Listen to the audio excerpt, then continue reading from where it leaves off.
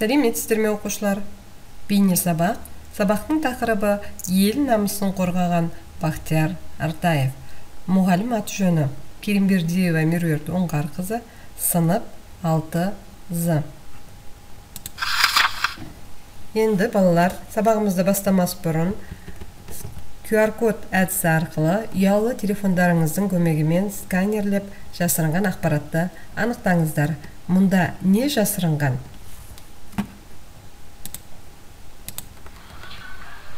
Бұл Бақтияр Артаев.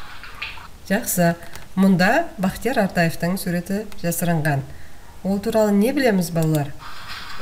Бүгінгі сабақта біз Бақтияр Артаев туралы айтамыз.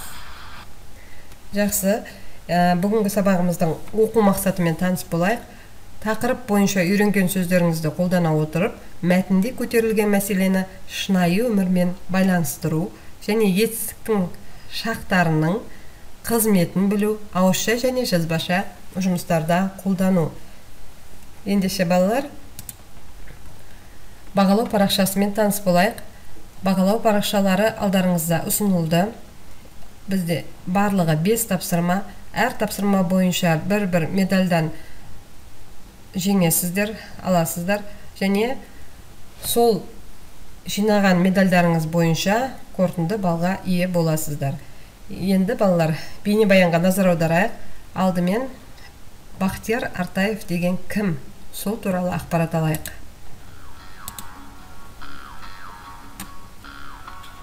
Бақтияр Гарифоллаұлы Артаев боксшы, олимпиада чемпионы, Вел Баркер кубогының иегері, халықаралық спорт шебері, бірінші дәрежелі Барыс орденінің иегері. Ол 1983 жылы Жамбыл облысы Тарас қаласында Гарифолла Артаев пен Тұмарткүл Жексенбиеваның отбасында дүниеге келген. Бокспен 11 жасынан бастап шұғылданады. Бірінші әрі жеке бапкері Нұрлан Ағұрбеков. 2004 жылғы Грекияның Афина қаласында өткен олимпиадада бокстан 69 келі салмақ арасындағы жарыс чемпионы, ересектер арасында бокстан дүние жүзі чемпионатының қола жүлдегері, 7 дүркін Қазақстан чемпионы. Қазақ халқының туын көкке желбіретіп жүрген спортшылардың бірі. Жақсы балалар, біз қазір бейнебаяннан Бақтияр Артаевтың кім екендігі туралы және қанша жасынан бастап спортпен шұғылданғанын білдік.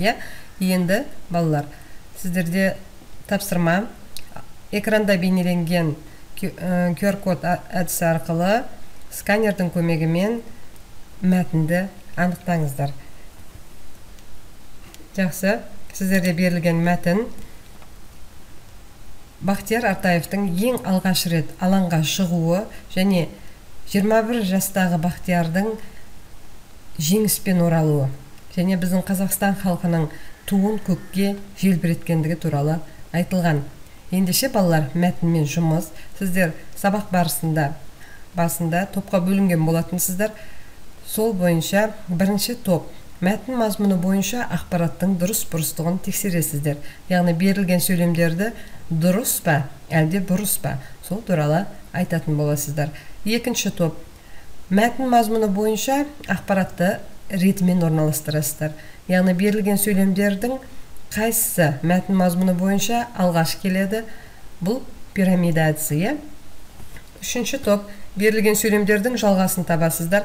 Бірінші қатарда берілген сөйлемдердің жалғасы екінші қатарда орналасқан, яғни дұрыс сәйкестендіреміз.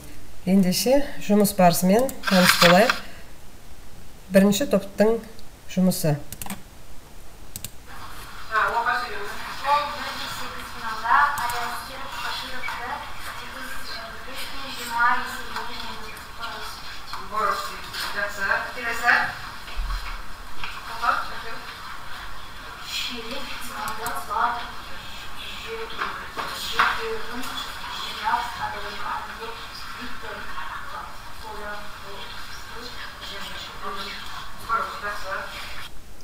Енді екінші топтың жұмысы. Олимпиада ойындары бактерия жиынтықтары ол жеңімпаз атанды. Дұрыстап? Жақсы. Келесі екінші. Жартылай финалда бапкер клубының Олег Саидовқа қарсы шықты. Дұрыстап? Жақсы. Келесі үшіншісі. Давид. Енді үшінші топ. Дұрыстап? Жақсы. Келесі.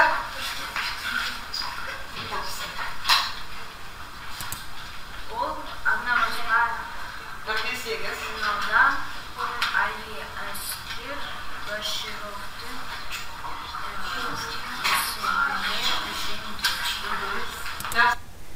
Жақсы.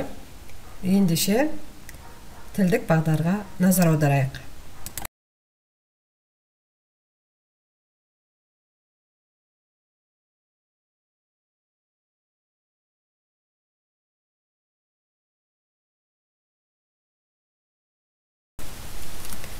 Тілдік бағдар жедел өткен шақ. Ал енді балалар, жедел өткен шақ дегеніміз не? Жедел өткен шақ іс-әрекеттің сөйлеп тұрған уақыттан бұрын болғанын білдіретін шақ түрі. Жедел өткен шақтың түбіріне Д, Д, Т, Т жұрнақтары жалғану арқылы жасалып, іс-әрекеттің анық және аз ғана уақыт бұрын болғанын білдіреді. Мәселен, мен оқыдым. Сен оқыдың. Сіз оқыдыңыз. Ол оқыды.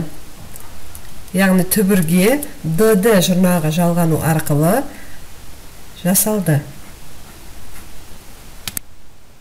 Жақсы балалар, біз қазір тілдік бағдармен таныстық.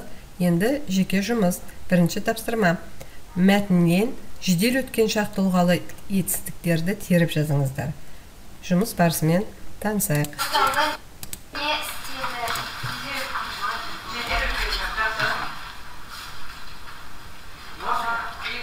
не істеді? Атанды не істеді? Атанды не істеді? Дұрыс. Қарай. Үшінші сөйлемде. Қойды. Қойды. Не істеді? Дұрыс. Не істеді? Келесі сөйлем. Ойнады. Не істеді? Не істеді? Ойнады. Жақсы. Енді екінші тапсырма. Берілген етістіктерді жедел өткен шаққа айналдырыңыздар. Бейне баянға назар аударайық. Жеңді. Жеңді. Жақсы. Отырды. Озды.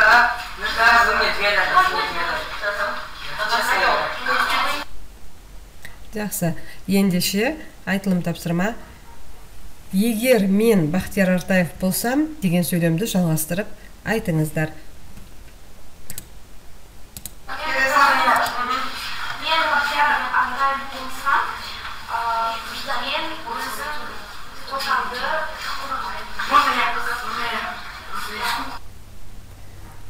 Жақсы. Ендеше балалар, ары қарай бүгінгі біз сабақтың басында қойған мақсатымызға жеттік бе? Оқыған мәтін негізінде тірек сөздерді қолдану арқылы көтерілген мәселені анықтадық. Сұрақтар бойынша мәтін негізінде ойды шынайы өмірмен байланыстырдық және жедел өткен шақтың қызметін біліп, ауызша және жазбаша жұмыстарда қолдандық. Енді балалар, сәттілік ағашына сіздерге таратылған алтын, күміс, қола медальдарын сабақты қалай түсінгендеріңізді бағалап кетсеңіздер. Яғни, егер барлығын түсінген болсаңыздар, алтын медальды, егер әлде сұрақтарыңыз бар болса, күміс медальды, әлде егер мүлдем түсінбеген болсаңыздар, қола медальді сәттілік ағашына жапсыруларыңызды сұраймын.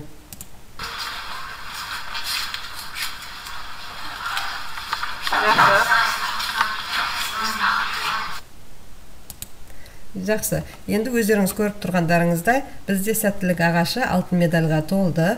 Тек қана бір қола жүлдеге ие болып, күміс жүлдеге ие болған екенбіз. Үй тапсырмасы Бақтияр Артаев туралы қосымша ақпарат ізденеміз. Назарларыңызға рахмет. Сабағымыз аяқталды. Сау болыңыздар.